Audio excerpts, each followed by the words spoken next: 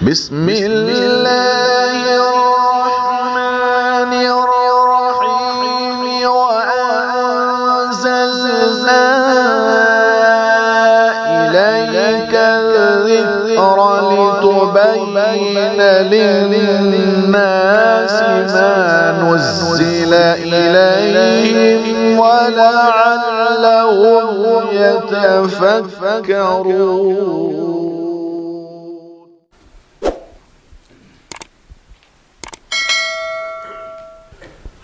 الحمد لله رب العالمين إله الأولين والآخرين والصلاة والسلام على سيد الأنبياء وأشرف المرسلين سيد الأولين والآخرين محمد وعلى آله وأصحابه أجمعين ومن تبعهم بإحسان إلى يوم الدين.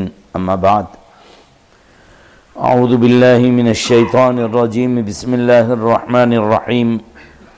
ولو أن قرآنا سيرت به الجبال أو قطعت به الأرض أو كلم به الموتى بل لله الأمر جميعا أفلم ييأس الذين آمنوا أن لو يشاء الله لهدى الناس جميعا وقال تعالى إنا نحن نزلنا الذكر وإنا له لحافظون. صدق الله العظيم. قابل احترام بزرگوں اور عزیز دوستو، دعا فرمائے کہ اللہ تبارک و تعالیٰ اپنے فضل و کرم سے کچھ میرے اور آپ کے کام کی باتیں کہلوا دے، اور کہی سنی باتوں پر اللہ رب العزت ہم تمام کو عمل کی توفیق نصیب فرمائے. آج جو تراویح میں پارہ پڑھا جائے گا، میں نے اسی سے 2 آیتوں کا انتخاب کیا ہے، اور دونوں آیتوں میں قرآن کریم کی حقانیت اور قرآن کریم کی اہمیت کو بیان کیا ہے. کفار اور مشرکین مکہ جو تھے، ان کے بے تکے سوالات حضور کو آ کر پریشان کرنا، یہ بھی کہنے لگے آ کر وَلَوْ أَنَّ قُرْآنًا سُيِّرَتْ بِهِ الْجِبَالُ، کہ اگر اس قرآن کے ذریعے سے پہاڑوں کو ہٹا دیا جائے، چلا دیا جائے، او قطعت بہ الارض، یا زمین کا راستہ قرآن کے رکھا جائے تو راستہ خود بخود طے ہو جائے، او کلم بہ الموتى، یا قرآن کو رکھ دیا جائے ہمارے مردوں کی قبر پر تو ہمارے مردے ہم سے بات کرنے لگے. یہ کام کیجئے آپ. معاملہ یہ ہوا کہ عرب کے اندر خاندان قریش کی بھی جتنی شاخ ہے، جتنی فیملیز ہے، ان سب میں بھی آپس میں جھگڑے. ادھر سے بنو ہاشم میں نبی اکرم صلی اللہ تعالی علیہ وسلم کی نبوت کا اعلان ہو گیا. ابو جہل یہ کہنے لگا کہ ہم بنو ہاشم کی ہر بات کا مقابلہ کرتے ہیں، جواب دیتے ہیں، لیکن اب تو انہوں نے نبوت کے باتیں شروع کر دی ہے، لہذا ہم ان کا مقابلہ نہیں کر سکتے، اور یہ نہیں ہو سکتا کہ یہ نبی جو بھی کچھ کہہ دے گا ہم مان لیں گے، ہم ماننے والے نہیں ہیں. یعنی ابو جہل کو یہ تھا کہ بات چاہے کتنی حق آ جائے، کتنی سچی آ جائے، ہم ایمان لانے والے نہیں ہیں، چاہے کیسے کرشمے دیکھ لیں ہم قبول کرنے والے نہیں ہیں. یہ ابو جہل کا اعلان تھا.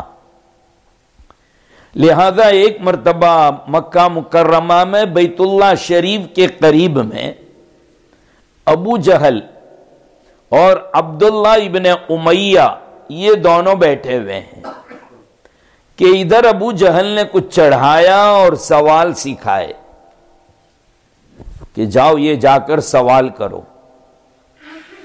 لہذا عبداللہ ابن امیہ آیا اور کہنے لگا کہ محمد، اگر یہ تم چاہتے ہو کہ سب لوگ تمہاری بات مانیں، تمہاری اطاعت کی جاوے، تمہیں تسلیم کر لیا جائے، تمہیں قبول کر لیا جائے، تو پھر یہ میں چند باتیں رکھتا ہوں، ان باتوں کو تم پوری کر دو، ہم تمہاری بات پر ایمان لے آئیں گے۔ کہا کیا ہے؟ کہا آپ دیکھتے نہیں ہیں مکہ چاروں طرف سے پہاڑوں کے بیچ میں گھرا ہوا ہے، ہم کھل کر نہ باغات بنا سکتے ہیں نہ کھیت بنا سکتے ہیں، لہذا ایک کام کرو، یہ تمہارا قرآن جو ہے نا اس کو رکھ دو پہاڑوں کے قریب قریب، اور پہاڑ اس کے برکت سے ہٹنے لگے۔ اس لیے کہ تم یہ کہتے ہو نا، تمہارے قرآن میں ہے موجود کہ پیغمبر حضرت داؤد علیہ السلام جب وہ تسبیح کرنے لگتے تھے تو پہاڑ بھی اس کے ساتھ تسبیح کرنے لگتے، پرندے بھی تسبیح کرنے لگتے۔ یہ قرآن کریم میں موجود ہے کہ ہم نے داؤد علیہ السلام کے لیے پہاڑوں کو مسخر کر دیا تھا، جب وہ تسبیح کرتے تھے، اللہ اللہ کرتے تھے، تو پہاڑ اور پرندے بھی ان کے ساتھ تسبیح کرنے لگتے۔ پھر وہ کہنے لگا عبداللہ کہ تمہارے کہنے کے مطابق تو تم اس سے بھی افضل ہو، یعنی حضرت داؤد علیہ السلام سے، لہذا تم یہ کام کرو کہ تمہارے قرآن کی آیتیں پڑھ کے یا تو دم کرو یا قرآن قریب لے جا کر رکھ دو کہ پہاڑ ہٹ جاوے اور مکہ ایک بڑا میدان ہو جاوے، ہم وہاں کھیتی اور باغات کرنے لگے۔ یہ بیوقوف اس قسم کی باتیں کرنے لگا، اور آ کر کہنے لگا کہ یا تو ایک کام یہ کرو کہ دیکھو حضرت داؤد کا بیٹا حضرت سلیمان، ہوا ان کے تابع تھی، وہ ہواؤں کے اوپر، حضرت سلیمان علیہ السلام اللہ کے بہت بڑے پیغمبر ہیں اور جلیل القدر پیغمبر ہے۔ قرآن کریم آپ کے حالات میں بیان کرتا ہے کہ اللہ نے ہوا کو آپ کے تابع کر دیا تھا، آپ ہوا کو جیسی چاہتے چلوا سکتے تھے، یعنی تیز تو تیز، آہستہ تو آہستہ۔ حضرت سلیمان علیہ السلام ہوا کے اندر اپنے تخت کو اڑاتے تھے، اور 1 مہینے کی دوری ایک صبح سے دوپہر تک میں پہنچ جاتے تھے، پھر وہاں سے واپسی دوپہر کے بعد نکلتے، شام کو یہاں آ جاتے۔ کتنے آدمیوں کی فلائٹ تھی حضرت سلیمان علیہ السلام کی؟ 850 والا ڈبل ڈیکر نہیں تھا بھائی، بلکہ اس سے بھی بڑا تھا، تقریباً 6 لاکھ لوگ بیٹھتے تھے اس کے اندر۔ بڑا تختہ رکھ دیا جاتا تھا زمین پر، کرسیاں رکھی جاتی تھی اس کے اوپر، پرندے اس پر سایہ کر لیتے تھے، اور ہر مخلوق اس میں بیٹھی ہوئی ہے، حتیٰ کہ جنات بھی بیٹھتے تھے اس میں۔ اور پھر جب سب بیٹھ جاتے، حضرت سلیمان علیہ السلام ہوا کو حکم دیتے چلو، اب وہ ہوا لے کے اڑتی تھی تخت کو، تو اوپر تو پرندوں نے سایہ کر رکھا ہے اور ساری مخلوق ہے۔ حالات میں لکھا ہے کہ جب سے تخت اڑنا شروع کرتا، حضرت سلیمان علیہ السلام ادھر ادھر نہیں دیکھتے تھے، اللہ کے ذکر میں مشغول ہو جاتے تھے، گردن نیچی ہوتی تھی، ذرہ برابر بھی ادھر ادھر نہ دیکھتے، پورے راستے اللہ کے ذکر میں مشغول رہتے جب تک کہ تخت واپس نیچے نہیں آ جاتا۔ تو یہ کہنے لگا کہ تمہارے کہنے کے مطابق سلیمان علیہ السلام کے لیے راستہ بہت مختصر کر دیا گیا تھا، 1 مہینے کی دوری کو وہ 4-5 گھنٹے کے اندر پوری کر لیتے تھے۔ تو تم بھی تو پیغمبر ہو، تمہارے پاس بھی تو قرآن ہے، تم قرآن رکھ دو اور ہمیں یمن سے شام اور شام سے یمن جو ہم لوگ سفر کرتے ہیں بزنس کے لیے، اس کو آسان کروا دو، ہم ایمان لے آئیں گے۔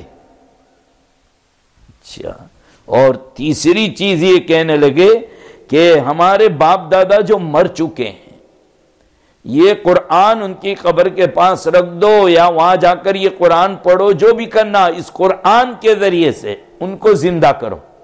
خاص کر کے ہمارے آبا و اجداد میں سے قصی، ان کو زندہ کرو، ہم ان سے پوچھیں تمہارے متعلق کہ یہ محمد کیسا ہے۔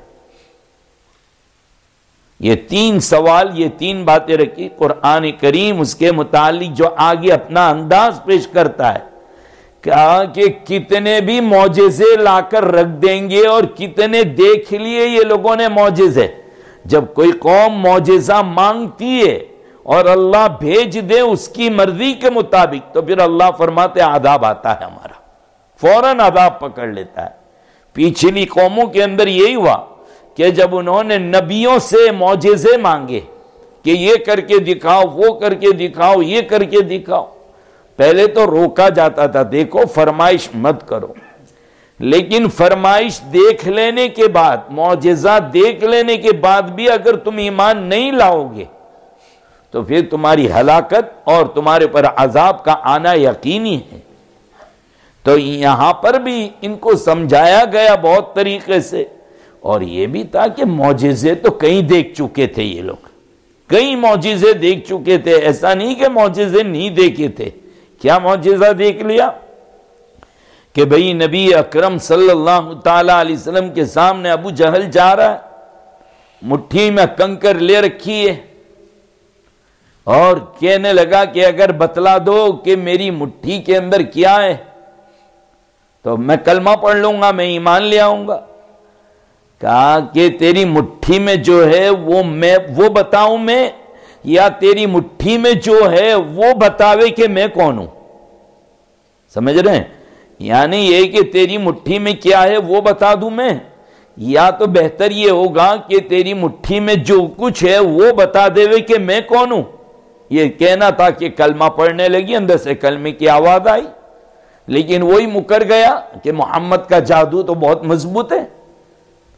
اسی طریقے سے یہ وہ قوم ہے مکہ والے کہ جنہوں نے وہ دیکھا ہے چاند کے دو ٹکڑے ہونا۔ اللہ کے نبی صلی اللہ تعالی علیہ وسلم نے انگلی کے اشارے سے چاند کو اشارہ کیا اور دو ٹکڑے ہو گئے چاند کے۔ کہا تھا مکہ والوں نے کہ اگر چاند کے دو ٹکڑے کر دو تو ہم مان لیں گے آپ کو، اور اشارہ کرتے ہی چاند کے دو ٹکڑے ہو گئے، لیکن فوراً کہنے لگے کہ ان ھذا الا سحر مستمر، یہ تو ایک جادو ہے اور بہت مضبوط جادو ہے۔ پھر کہنے لگے محمد کا جادو ہے لیکن ہم دیکھ لیتے ہیں۔ مکہ کے باہر کے جو لوگ ہیں صبح میں آئیں گے مکہ میں تو ہم ان سے پوچھتے ہیں وہ کیا کہتے ہیں۔ اب صبح میں لوگ آئے اور وہ تعجب سے کہنے لگے کہ کل رات تو عجیب چاند کو دو ٹکڑے دیکھا۔ کہ اچھا آپ لوگوں نے دیکھا؟ اب یہ اور مکرنے لگے کہ نعوذ باللہ محمد کا جادو تو بہت مضبوط ہے، مکہ سے بھی اب آگے نکل گیا ہے۔ یہ جادو کیسا جادو کر رہا ہے؟ اسی کی یعنی ہمارے یہاں گجراتی میں کہاوت مشہور ہے کہ ناچو نہیں تو آنگنوں آنکو۔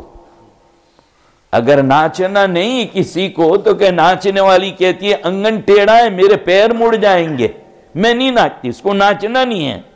اور میں مذاق کہا کرتا ہوں کہ ہمارے قاری صاحب کو بھی جب کبھی قرآن پڑھنے کا ارادہ نہ ہو تو قاری صاحب بھی کہتے ہیں آج پڑھنا نہیں ہے تو کہتے گلا خراب میرا، ان کا بھی حال یہ ہو جاتا ہے۔ یعنی انسان کوئی نہ کوئی بہانہ کر لیتا ہے۔ ان کو ایمان لانا ہی نہیں تھا، انہوں نے ضد پکڑ لی تھی کہ ہم ایمان نہیں لائیں گے۔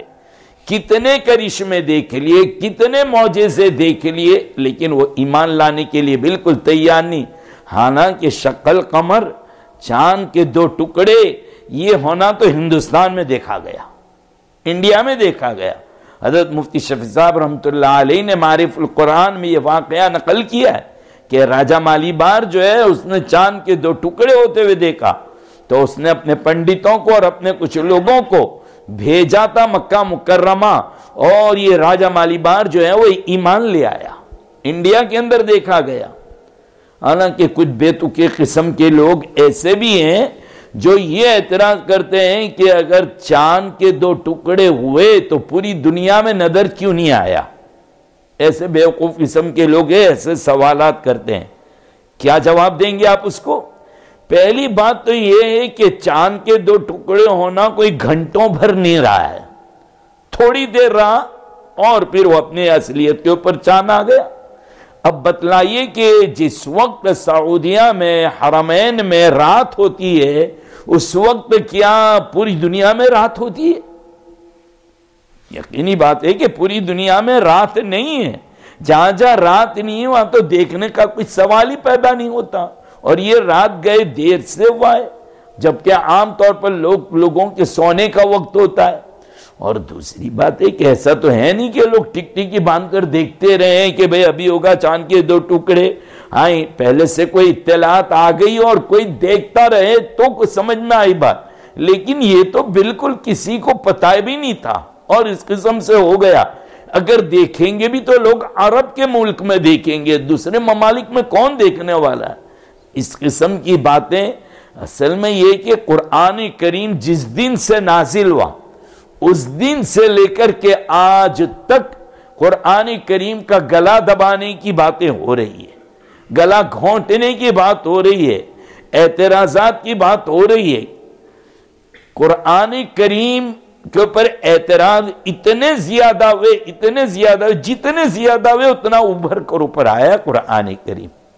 اس ملک میں دیکھ لیں، جب آپ لوگ ابتدائی بڑے بوڑھے آئے تھے، یہاں علم تراویح پڑھانے والا کوئی نہیں مل رہا تھا، آج اللہ تبارک تعالیٰ نے آپ کے اس ملک میں یہ کر دیا، اندھیرے میں ہاتھ ڈال دو تو 25 حافظ ہاتھ میں آ جائیں گے۔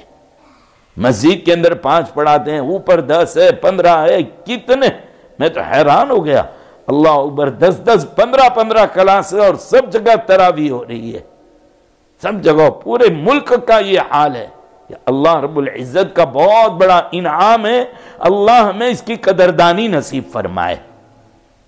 بہرحال تو ابو جہل وغیرہ بہت سے معجزے دیکھے، لیکن ایک ہمیشہ مکر جاتے تھے، اس کو ایمان لانا ہی نہیں تھا، اور یہ کہہ دیتے کہ یہ تو بہت تگڑا اور موٹا جادو ہے۔ تو پہلی بات تو یہ کہی اس نے کہ جناب زمینوں کو ہٹا دیا جائے، ہواؤں کو چلایا جائے، تاکہ ہمارا راستہ جو ہمیں بزنس کے لیے جانا ہے وہ بہت جلدی ہم بھی طے کر لیں اور ہمارے مردے اس کے ذریعے سے زندہ ہو جائے۔ حالانکہ دیکھنا چاہیے کہ قرآن کریم کون سے ماحول میں نازل ہوا، ذرا آپ لوگ بھی غور کیجئے۔ قرآن کریم جس وقت نازل ہوا اس وقت کی عرب قوم کا کیا حال تھا؟ جب بھی کوئی لکھنے والا اٹھتا ہے اس زمانے کے حالات کو تو کیا لکھتا ہے؟ زمانہ جاہلیت، دور جاہلیت، اتنی گندی انسانیت نہیں، بلکہ انسانیت کہنا، ان لوگوں کو انسان کہنا بھی ایک بہت بڑا گناہ ہو جاتا ہے۔ اتنے گرے ہوئے لوگ، اخلاق سے بالکل عاری، بے شرم، بے حیا، پورا ماحول گندا، پورا گندا ماحول۔ اگر عرب کے ان لوگوں کے حالات جس وقت قرآن نازل ہونا شروع ہوا اگر آپ پڑھیے یا آپ دیکھیں تو آپ کو تعجب ہوگا، آپ حیران ہیں کہ اتنے گندے اور بگڑے ہوئے ماحول کو بھی کوئی سدھار سکتا ہے؟ لیکن دیکھا کہ اتنا بگڑا ہوا لڑاکو قسم کے لوگ، اتنے سنگ دل کہ جو اپنی بیٹیوں کو اپنے ہاتھوں سے قبر میں اٹھاتے ہیں۔ ایک صحابی جب ایمان لائے، انہوں نے اپنا واقعہ سنایا کہ اللہ کے نبی میرا گناہ معاف ہوگا؟ فرمایا آقا نے کہ علیہ السلام وَيَهْدِمُ مَا كَانَ قَبْلَهُ، اسلام سے پہلے کے جتنے گناہ ہے کلمہ پڑھنے کی برکت سے اللہ معاف کر دیں گے۔ کہا میں نے بہت بڑا گناہ کیا ہے۔ کہا کیا ہوا؟ کہا میری بھی ایک بیٹی تھی، لمبا چوڑا واقعہ سنا۔ کہا میں بھی اس کو دفنانے کے لیے لے گیا زندہ، قبر کھود رہا ہوں تو مٹی اڑ کر میرے داڑھی کے اندر آ رہی ہے، میرے کپڑوں پر آ رہی ہے۔ وہ بیٹی انجانے کہ میرا باپ محنت کیوں کر رہا ہے، وہ کہتی ابو آپ تھک جائیں گے، میرے ہاتھ دباتی ہے، میرے پیر دباتی ہے، میری داڑھی صاف کرتی ہے، میرا کرتا صاف کرتی ہے۔ اتنی پھول جیسی بیٹی، لیکن میرے کو ذرہ برابر بھی ترس نہیں آ رہا ہے مجھے، میں کھودتا چلا گیا۔ جب وہ گڑھا کھد گیا میں نے اٹھا کر اس کو اندر پھینکا ہے۔ وہ زندگی کی بھیک مانگ رہی تھی کہ میں آپ کے گھر پہ نہیں آؤں گی، میں آپ سے کھانا نہیں مانگوں گی، میں آپ سے اپنے مطالبات نہیں کروں گی، ابو چھوڑ دیجئے مجھے۔ لیکن کہا کہ میں جب تک اس کی آواز آتی رہی مٹی ڈالتا رہا، دبا دی میں نے اس کو، پھر میں نکلا۔ یہ واقعہ سن کر تو نبی اکرم صلی اللہ تعالی علیہ وسلم کی آنکھوں میں بھی آنسو آ گئے۔ آقا نے یہاں تک فرمایا سامنے مت بیٹھا کرو، تم پیچھے بیٹھ جانا، میرے دل سے برداشت نہیں ہو رہا یہ قصہ۔ اتنی سنگ دل قوم کیا کوئی ان کو سدھار سکتا ہے؟ آپ پڑھیے، آپ ذرا ان کے حالات کو دیکھیے، آپ کو یقین نہیں آتا ہے کہ کبھی یہ قوم سدھر سکتی ہے، لیکن سدھری، اور سدھری تو ایسی سدھری کہ ایک آدمی، ایک ایک صحابی پورے دنیا کو سدھارنے کی طاقت رکھتا ہے۔ اللہ کے نبی صلی اللہ تعالی علیہ وسلم نے فرمایا اصحابی کالنجوم فبأیہم اقتدیتم اہتدیتم، میرے صحابہ کیسے ہیں؟ ستاروں کے مانند ہیں، جس ایک کا بھی دامن پکڑ لو گے منزل پر پہنچ جاؤ گے۔ صحابہ کو جو اللہ کے نبی نے مثال سے سمجھایا وہ ستارے سے، کہ ستاروں کے مانند ہیں۔ کیوں ستاروں کے مانند کا؟ وجہ اس کی یہ ہے کہ پہلے کے زمانے کے لوگ، کوئی میپ تو تھا نہیں، وہ ٹوم ٹوم کیا ہوتی ہے آپ کی، وہ چیز تو تھی نہیں، گاڑیوں میں بیٹھتے تھے تو اس کے اوپر وہ ڈال دیتے کہ بھئی ہمیں کہاں جانا ہے تو وہ لے جاتی ہے، یہ تو کبھی کبھی کم بہت الٹی منزل پہ بھی لے جاتی ہے۔ تو وہ جو ہے اس زمانے کے لوگ ستارے کو دیکھتے تھے، چاند تارے، تاروں کو دیکھتے، اور اس کے ذریعے سے وہ منزل پر پہنچ جایا کرتے تھے۔ کہا کہ دنیا میں بھٹکنے والے لوگ جیسے تم ستاروں کو دیکھ کر منزل پر پہنچتے ہو، اگر دین کے اعتبار سے بھٹک چکے ہو تو آقا فرما رہے میرے صحابہ کو پکڑ لو، تم منزل پر پہنچ جاؤ گے۔ ہم تو آج بھی کہتے ہیں اپنی اولاد کے نام تم صحابہ کے نام پر رکھو، اپنی اولاد کے نام صحابہ کے نام پر رکھو، اور اگر آپ نے اپنے بچوں کی تربیت نہیں کر سک رہے، فرصت نہیں مل رہی آپ کو، دو باتیں کہنے کا لے کر بیٹھنے کا موقع نہیں مل رہا ہے، اتنا تو کر لو کہ جو نام رکھا ہے اس نام کی کتاب، اس نام کے حالات اس بچے کو سنا دو، پڑھوا دو کہ لے بیٹا پڑھ لے، بیٹی فاطمہ ہے اس کو پڑھ لو، حضرت عائشہ کے حالات عائشہ تو پڑھ لے، ابو بکر نام رکھا ہے تو ابو بکر کے حالات پڑھ لے، میرا دعویٰ ہے انشاءاللہ وہ منزل پہ پہنچ جائے گا، وہ کامیاب پہنچ جائے گا۔ یہ صحابہ کا کرشمہ ہے۔ تو 23 سال کے شارٹ ٹائم میں، مختصر سے عرصے کے اندر، ایک دم ان کو کوئی نے بدل کر بالکل نیچے سے اٹھا کر اوپر اعلیٰ درجے پر پہنچا دیا۔ یہ کس نے کیا؟ حیران ہے نا عقلیں، اتنے گندے لوگ۔ حضرت عمر رضی اللہ تعالیٰ عنہ کہتے تھے نحن قوم اعزنا اللہ بالاسلام، ہمیں جو عزت ملی ہے وہ اسلام کی وجہ سے۔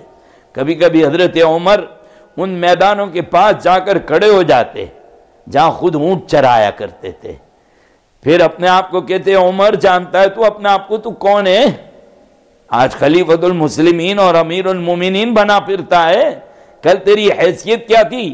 تو اونٹ کے پیشاب میں گھٹنوں تک ڈوبا ہوا رہتا تھا، تو گندا اور ناپاک ہوتا تھا۔ اس اسلام نے تجھے یہ مقام عطا فرمایا ہے۔ تو یہ ہے قرآن کریم اور نبی کریم، دو چیزوں نے یہ ان لوگوں کے حالات بدل دیے، اور بہت مختصر سے عرصے کے اندر۔ آپ دیکھیے کہ یہ ایک کا جانور دوسرے کے کھیت کے اندر پیر رکھ دیتا ہے تو یہ لڑنے کو تیار ہو جاتے ہیں، لاشیں گرا دیا کرتے تھے۔ لیکن آج جب مکہ والے ہجرت کر کے آئے مدینہ منورہ میں، انصار کے سامنے بٹھا دیا اللہ کے نبی نے، دونوں طرف سے ایک ایک لے رہے ہیں، ایک مہاجری ایک انصاری، دونوں کو قریب میں بٹھایا، کہا جاؤ تم دونوں آج سے بھائی بھائی، مواخات فرمائی، انما المؤمنون اخوہ، یہ آیت پاک سنا دی۔ مکہ والے تو کچھ لے کر نہیں آئے تھے، مدینہ والے ان کو اس طریقے سے بھائی چارگی کروا دی۔ اب کیا حال ہو گیا؟ اب مدینے والے کے حالات دیکھو کیا کہہ رہے ہیں، دو دکانیں ایک آپ لے لیجئے، دو بزنس ہے ایک بزنس آپ لے لیجئے، دو مکان ہے ایک مکان آپ لے لیجئے، دو کھیت میرے ہیں ایک آپ لے لیجئے، حتیٰ کہ تعجب اس بات پر ہے کہ میری دو بیویاں ہیں، میں ایک کو طلاق دے دیتا ہوں، اس کے ساتھ تم نکاح کر لو۔ بیویوں سے جا کر کہہ رہے ہیں کہ ایسا سا ہوا، اللہ کے نبی نے آج مواخات فرمائی، وہ میرا بھائی ہے فلاں فلاں، اس کی کوئی بیوی نہیں اور اس کو کون بیوی دے گا، تم دونوں میں سے کہو جو اس کے ساتھ نکاح کرنے کے لیے تیار ہو تو میں طلاق دیتا ہوں۔ عورتوں پر بھی کمال ہے کہ اپنی خواہش پورا کرنا مقصود نہیں تھا، کہ اگر یہی خیال ہے تو آپ ہم میں سے دونوں میں سے جس کو چاہے طلاق دے سکتے۔ بہرحال ایک کو طلاق دیتے ان کے ساتھ نکاح کر لیتے۔ اتنی قربانی صحابہ کرام کے اندر، مہاجر اور انصار کے اندر، یہاں تک کہ جب ایک مرتبہ مال غنیمت آیا اور بہت زیادہ آیا تو آقا نے ارشاد فرمایا کہ اے مدینے والوں، اگر تم کہو تو یہ سارا مال میں تم لوگوں میں تقسیم کر دوں، مکہ والوں کو نہ دوں، اور اگر تم کہو تو میں مکہ والوں کو دے دوں، اور تم کہو تو سب پر برابر برابر تقسیم کر دوں۔ فوراً سوچے بغیر انصار مدینہ کے صحابہ کے سردار کھڑے ہو گئے، کہا اللہ کے نبی، ہمارے ماں باپ آپ پر قربان ہو، یہ مال پورا مکہ والوں پر خرچ کر دیجئے، آپ دے دیجئے ان کو، اور مزید ضرورت ہو تو ہم دینے کے لیے تیار ہیں۔ اتنی قربانی کہاں سے آ گئی؟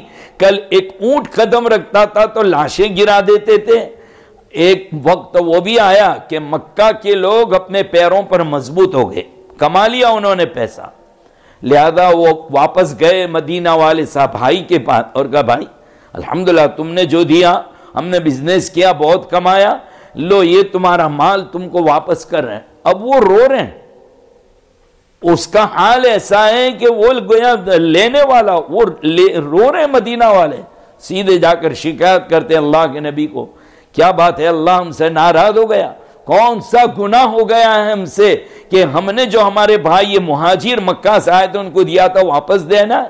اللہ کے نبی کو سمجھانا پڑے، مت دو، رہنے دو۔ اتنی قربانیاں، اتنی محبت کا اظہار کوئی چیز نہیں کر سکتی تھی۔ یہ قرآن کریم کا کمال ہے۔ قرآن کہتا ہے وَاعْتَصِمُوا بِحَبْلِ اللَّهِ جَمِيعًا وَلَا تَفَرَّقُوا وَاذْكُرُوا، یاد کرو اے ایمان والو، جبکہ تم آپس میں دشمن تھے، اعداءً فَأَلَّفَ بَيْنَ قُلُوبِكُمْ، اللہ نے تمہارے دلوں کو جوڑ دیا۔ جوڑا کس نے؟ قرآن کریم نے جوڑا ہے۔ یہ قرآن کا کمال ہے، قرآن کریم کا کرشمہ ہے کہ قرآن کریم جو ہے وہ لڑے ہوئے دلوں کو، ٹوٹے ہوئے دلوں کو، ادھر سے ادھر جو دل ہو گئے ہیں، لڑائے ہو گئے، ان میں محبت کی جان کوئی پھونک سکتا ہے تو وہ قرآن کریم ہے۔ اسی کو کہا کہ لوگ کیا سمجھتے ہیں کہ کوئی کرامت اور کوئی معجزہ ہو، کوئی الٹا سیدھا ہو تب ہم مانیں گے کہ یہ ہستی بہت بڑی ہے۔ یہ کم قرآن کریم کا کرشمہ ہے کہ ایسے شرابی لوگ کہ جن کا کوئی دسترخوان خالی نہیں رہتا تھا، کوئی لقمہ خالی نہیں رہتا تھا، جیسے آپ لوگوں کیا کولڈ ڈرنک ہوتا ہے نا، ہاں دسترخوان پہ رکھا ہوا ہے، فوراً چاہیے کچھ، ویسے عرب لوگوں کو شراب چاہیے تھا، جب تک شراب نہیں پیتے کام نہیں ہوتا۔ پل بھر میں شراب پھینکوا دیا، ایک صحابی کروڑوں کا شراب لے کر آئے، کروڑوں کی مالیت کا، پہاڑ کے اوپر ہے۔ کسی نے کہہ دیا، حالانکہ پورا بزنس ہے ان کا، کسی نے کہا جی سنا، کہا کیا ہوا کہ شراب حرام ہو گئے؟ کہا اچھا، فوراً وہاں رکھ دیا، شراب وہیں رکھ دیا۔ یہ نہیں کہ بہت پر پوری پونجی ہے میری، لے کر جاتا ہوں اس مرتبہ بیچ دیتا ہوں، بلکہ یہاں سے بستیوں میں چلا جاتا ہوں، نہیں، رکھ دیا وہاں۔ فوراً مدینہ منورہ پیدل آئے خالی ہاتھ، اللہ کے نبی کو پوچھا کہ کیا کرنا؟ کہا بالکل سامان، وہ بلکہ جو برتن میں، وہ برتن بھی استعمال نہیں کر سکتے، پھینک دو۔ پہلے تو شروع میں برتن بھی حرام تھا۔ فوراً گئے، یہ نہیں سوچا کہ اب میں غریب آج سے فقیر ہو گیا، نہیں، میرا اللہ مجھے دے گا، اللہ کی بات۔ اتنا پورا یقین اور اتنے پختہ لوگ اعمال کے اعتبار سے، ہم لوگ ہوتے تو شاید ابھی بھی اگر مگر کرتے کچھ۔ یہ 2-3 لفظ ہے نا، بہت ڈینجر ہے۔ کون سا ہے؟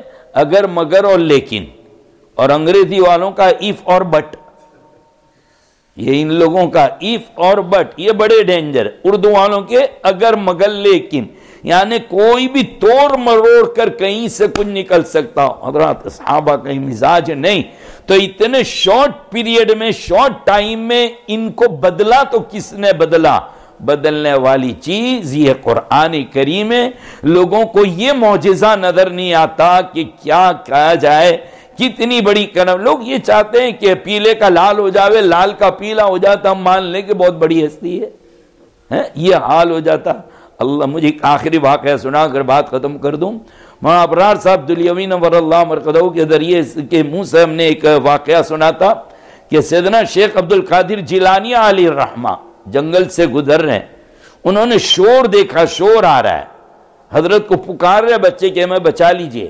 جا کے دیکھا چند جوان ہیں، ان کو کچھ لوگ یہودی یا عیسائی کچھ ہے وہ مار رہے ہیں، اور وہ کہہ رہے ہیں کہ اسلام چھوڑ دو، تم ہمارے مذہب عیسائی پر آ جاؤ، چرچ میں آ جاؤ. کہا تمہارے مذہب کے حق ہونے کی دلیل کیا ہے؟ کہا تم دیکھتے نہیں تمہاری مسجدیں کتنی ٹوٹی پھوٹی ہے، ہمارے چرچ دیکھو کتنے مضبوط. میں نے کہا کم بختوں نے اس زمانے کے دیکھے تھے، ابھی کی مسجدیں کہاں دیکھی ہے؟ ابھی تو یہی کہتے کہ اللہ کے گھر تھوڑے، اب تو اللہ کے بنگلے ہو گئے ہیں، تمام تر سہولت کی ساری چیزیں. تو خیر وہ یہ کہنے لگے کہ تمہاری مسجدیں دیکھو کتنی پھٹی پرانی، یعنی ان کی یہاں عمارت کا مضبوط ہونا مذہب کے حق ہونے کی دلیل تھی. شیخ نے کہا اچھا یہ ہے. کہا چلو تمہاری مسجد تمہارے چرچ میں مجھے لے جاؤ. اس کو گرجا گھر بھی کہتے ہیں، چرچ بھی کہتے ہیں، کلیسا بھی کہتے ہیں. حضرت شیخ عبد القادر جیلانی علیہ الرحمہ بالکل وہ گرجا گھر کے بیچ میں پہنچے اور آپ نے یہ آیت پاک پڑھی، وہ 28 میں، لو انزلنا هذا القرآن على جبل لرأيته خاشعا متصدعا من خشیۃ اللہ، کہ اگر یہ پہاڑوں کی چٹانوں پر رکھ دیا جاتا قرآن تو ہمارے عظمت کے پھٹ جاتی ہے. وہ حضرت نے یہ آیت پاک پڑھی اور گرجا کو اشارہ کیا، گرجا، یہ آیت پڑھ کے گرجا گھر کو اشارہ کیا، گرجا، اتنا کہنا تھا پوری عمارت ڈھیر ہو گئی، گر گئی. حضرت نے فرمایا بیوقوفو، تمہاری عمارت نے ایک دن قرآن سنا گر گئی، ہماری مسجدیں روزانہ سنتی ہے لیکن نہیں گرتی. پتا چلا کہ اللہ کی مدد مسجدوں کے ساتھ ہے، اللہ کی مدد مسجدوں کے ساتھ ہے. یعنی کتنا بڑا کرشمہ ہے قرآن کریم کا، جس نے لوگوں کے حالات کو بدلا. اور کچھ باتیں قرآن کریم پر، جیسے میں نے ایک آیت پڑھی اِنَّا نَحْنُ نَزَّلْنَا الذِّکْرَ، انشاءاللہ اس کے متعلق بعد عشاء کی کچھ عرض کر دیں گے. درود شریف پڑھ لیں. بسم اللہ الرحمن الرحیم، الحمدللہ رب العالمین، والصلاة والسلام علی سید المرسلین محمد وعلی آلہ واصحابہ اجمعین. نستغفرک اللہم ونتوب الیک، سبحانک لا علم لنا الا ما علمتنا انک انت العلیم الحکیم. ربنا آتنا فی الدنیا حسنہ وفی الآخرۃ حسنہ وقنا عذاب النار. رب اغفر وارحم وانت خیر الراحمین. اللہم اہدنا الصراط المستقیم صراط الذین انعمت علیہم غیر المغضوب علیہم ولا الضالین. اے اللہ گناہوں کو معاف فرما دے، گناہوں سے نفرت نصیب فرما، گناہوں مرنے سے پہلے پہلے اپنے اختیار سے گناہوں کے چھوڑنے کی توفیق عطا فرما، سچی توبہ کی توفیق نصیب فرما. الہ العالمین نیکیوں کا ذوق اور شوق نصیب فرما، نیکیوں کے مواقع نصیب فرما. اے اللہ آپ راضی ہو جائیے، اپنی ذات سے ہمیں بھی راضی فرما لیجئے. پروردگار عالم جو کچھ کہا گیا سنا گیا ہمیں بھی اس پر عمل کی توفیق نصیب فرما. قرآن کریم سے سچی محبت نصیب فرما، قرآن کریم سے وابستگی نصیب فرما، دل بستگی نصیب فرما، دل جمعی نصیب فرما. ہمارے بیماروں کو شفاء کاملہ عاجلہ دائمہ نصیب فرما، پریشان حالوں کی پریشانیوں کو دور فرما. اے اللہ قرضداروں کے قرضے کی ادائیگی کا انتظام فرما. جو کچھ روزے ہو گئے اللہ قبول فرما، تراویح ہو گئی قبول فرما، بقیہ کو ادا کرنے کی ہمت عطا فرما، قوت عطا فرما. الہ العالمین اے اللہ یہ روزے اور تراویح جو باقی ہے اس کو اپنے فضل و کرم سے ادا کرنے کی ہمت عطا فرما، تراویح کو ادا کرنے کی ہمت عطا فرما. پوری 20 رکعت کھڑے رہ کر اے اللہ پہلی تکبیر سے قرآن کریم کو سننے کی توفیق عطا فرما. اے اللہ ہماری دعاؤں کو رد نہ فرما، قبول فرما. نبی اکرم صلی اللہ تعالیٰ علیہ وسلم جتنی خیر مانگی سب عطا فرما دیجئے. اے اللہ جتنی برائیوں سے پناہ مانگی سے پناہ نصیب فرما دیجئے. جزا اللہ عنا نبینا محمد اما هو اہل سبحان ربک رب العزت عما یصفون وسلام علی المرسلین والحمد للہ.